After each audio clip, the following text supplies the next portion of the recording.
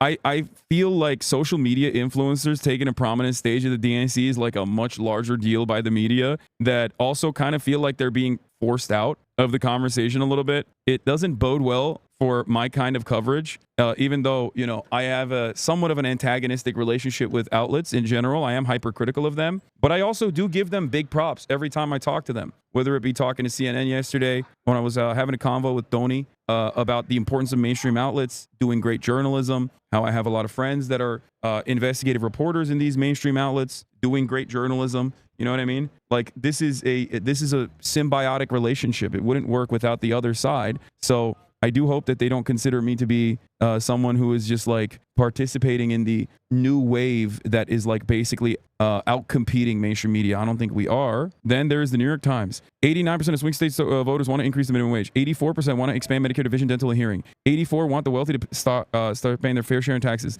This is how the New York Times covered Bernie Sanders' speech on those policies. Just blatantly inaccurate. In short, Sanders did on Tuesday night what his fellow progressive AOC chose not to do in her convention speech on Monday night. Make policy proposals to put Harris in a big government vise, binding or pushing her in a direction that a lot of moderates do not want to go. Harris needs some of those swing state moderates if she's going to win the presidency. These guys have one speed. The New York Times cannot stop itself from manufacturing consent for this supposed moderate that is absolutely not going to vote for the Democratic Party because the Democratic Party is too radical. Too radical. Harris needs some of those swing state moderates if she's going to win the presidency, but the electoral math didn't seem to be on Sanders' mind. Rather, the moment was a reminder about Bernie. If you give him a speaking slot, he'll play it to the hilt and take it to the limit. That is crazy. I don't like this. I don't like this at all. This is why I say there is obviously so much bias presented in this kind of like neutral tone within regular mainstream reporting. Like I consider this to be a disservice to the public. This is the type of stuff that I'm talking about when I say this is like somewhat of a disservice to the public to like make it seem like there's this broad consensus among moderates that this is like the one thing that they represent like a major constituency that cannot be reasoned with. You know what I mean? Even Newt Gingrich thinks his old antagonist is the Democrats' best hope to connect with working class voters. Chicago, it's time to take the big dog off the porch and let him run. Bill Clinton should return to the campaign trail this fall. Bro, he's like 8,500 years old, okay? I don't know what he looks like lately, but he hasn't been looking too great last couple of times I've seen him on camera. So I don't know what they're trying to say here, but Waltz is doing great and the attacks don't seem to be sticking, but how did this not come up in vetting? Tim Walsh drinks Diet Mountain Dew, 11% preference effect. Why? Yo, Diet Mountain Dew is the shit. Yo, people are crazy. The New York Times will generally be doing the worst fact-checking job this week and are not only because the Washington Post is doing an even worse job. Take it from an actual billionaire. Trump is rich in only one thing, stupidity. This lacks evidence. They're joking, right? I think like, look, I don't care about the palace intrigue aspect of this as much, but I do feel as though maybe some of the journalists are like resentful with how much the DNC has offered some space that normally would be allocated to them, to like influencers. And I feel like they're being awfully contentious in a way where it's not like serious adversarial journalism, but just simply being contentious for the sake of being a contrarian. Here's another fact check. Donald Trump and JD Vance want to dismantle our healthcare system. Oh, we saw that already. This is exaggerated. This is exaggerated. I worry that they're being a little petty. These journals are actually jelly because the only time they read their articles is by watching you read them. There was an NPR piece this morning that featured you. Yeah, I know. They said I was not contentious to the Democratic Party or co-opted by the Dems, and I asked silly questions like, what food would you be when given the opportunity to talk to a sitting congressperson? Old school media acting like an only child, new brother? Yeah.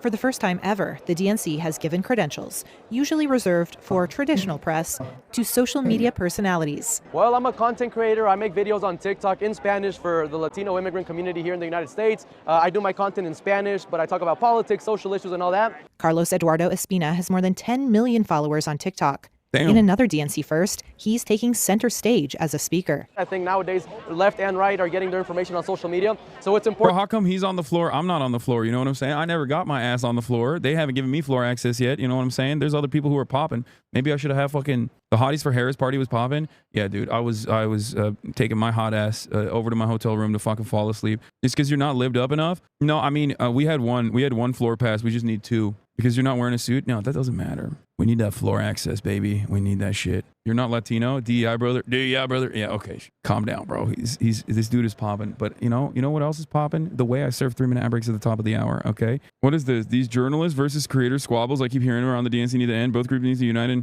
around the true atrocity of this convention, which is that the United Center are only serving Pepsi products. Oh my God. He spoke to my soul with this one. Speaking truth to power. Get AOC to do this. Cat time? Okay. You got it. Important to have people like us here so we can take that message directly to the audience who might You're gonna watch the women dem governor panel in an hour? No. Might not see the convention on television or on traditional news. Though the convention is its typical star-studded affair, the DNC this year is hoping to connect with voters beyond the reach of traditional media. Look, I'm someone who absolutely loved Joe Biden, but I'm also a woman who is completely psyched for the idea of a Kamala Harris presidency. This is influencer Lee McGowan.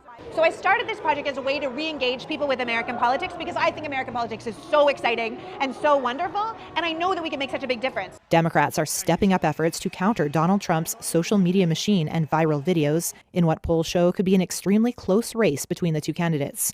Breaking gay news. We are here at the Democratic National Convention. Josh Healthgott, an LGBTQ+ advocate, says he's grateful that Harris. Bro, is this how I look like to the outside world when I'm doing my news commentary?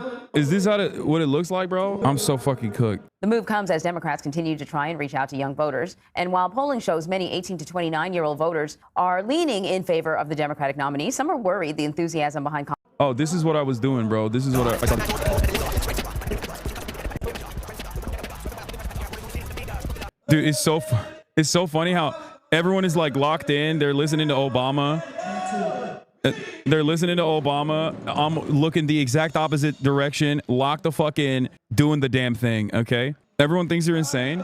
No, I think like if there's one group of people who know what the fuck I'm doing there, it's literally the influencers. So they're aware of what the fuck I'm doing. I don't think the journalists fully understand what I'm doing unless they're my friends and they're like not oblivious to what I do. I don't have a solo room this time, but I'm in a different spot, but but like it's a balcony. I'm in a wide open space, directly in the middle of the convention hall. Let's get back to the influencer conversation.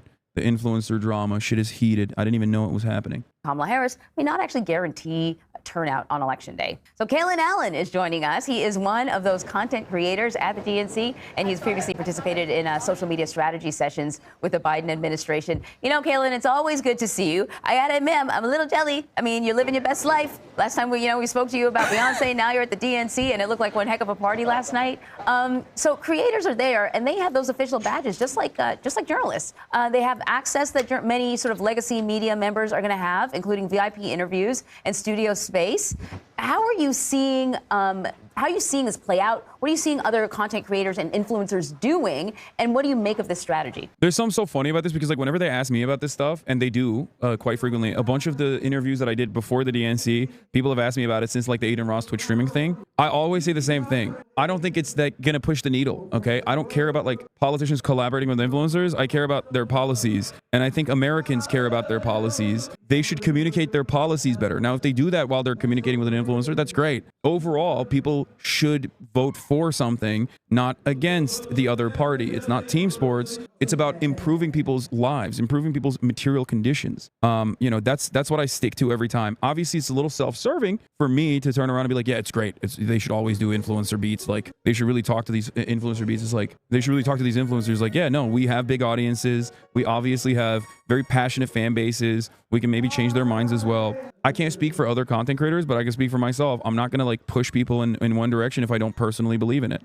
That's also part of the reason why I don't like wearing like a Harris Waltz hat. You know what I mean? Like, or a Brad sticker. Bro, you wear Trump hats all the time. Just say it's ironic. It's different. The reason why it's different is because I'm here. I'm at the DNC. And I'm literally like here, welcomed guest of the DNC. So if I'm like that looks like an endorsement. Obviously, when I wear the Trump hat, that's not a fucking endorsement. You know what I mean? Even if I was at the RNC as a welcome guest at the RNC, that's not and I wore a Trump hat, that would still not be considered an endorsement. There is obviously a difference between like me wearing a Trump hat, which is obviously ironic. Everybody knows I'm playing a character, versus like me wearing a fucking Harris Waltz hat, in my opinion. People ask me all the time, do you endorse Kamala Harris on the Harris Waltz ticket? And I always tell them the same thing. Wait and see. I'm waiting and I'm seeing. There's a lot more that I need to see in terms of like what they're communicating to the public and what they are genuinely interested in doing. I don't want Donald Trump to win. That is obvious. I mean, I don't have a issue stating that reality. I think Donald Trump is a menace and awful. I think most Republicans in general are menaces and awful.